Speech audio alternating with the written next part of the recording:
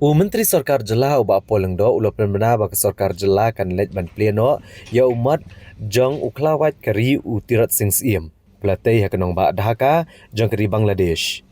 Bad yau ni umat an play do sembut menteri rang ba ke Jela ba senyaw balang dahar ka kadro tarik Rymphang arajar plie. Uli tu bagi Sarkar Jela keladap menekran naga kapor bad ke Indian High Commission ha Bangladesh bad ulapan te bayuni umat jong Tirot sing lasna do ba Rafael Warjeri.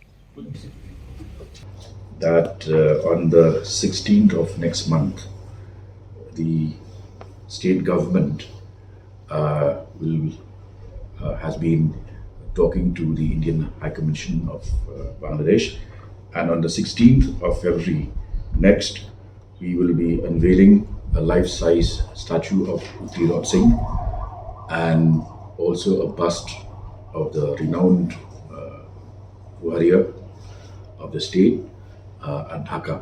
The program will be the delegation will be led by the Deputy Chief Minister, Mr. Snyawa Langdar, and I will also be accompanying the team as the program has been at the behest of the Department of Arts and Culture.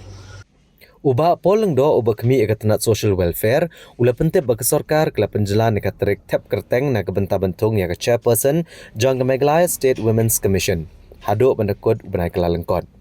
Ula ang bagani kejing penjelan kelong ban ailat ki wairu ban tap kerteng na kebenta ke kam chairperson jang kene ke commission. Uba poleng do ula ang bagi search committee kela depan itu kumbasau nesan teli ki kerteng ki ban cimti ke kam chairperson. Nraiban amdan gejing snow badan gejing lek siliang kum tala play kalat na kebenta barok ki bakwa ban tap kerteng bad hadian bakut gejing tap kerteng mentau benai kelalengkot ke Sarkar kan shimrai kat kum gejing ajing mut ke search committee.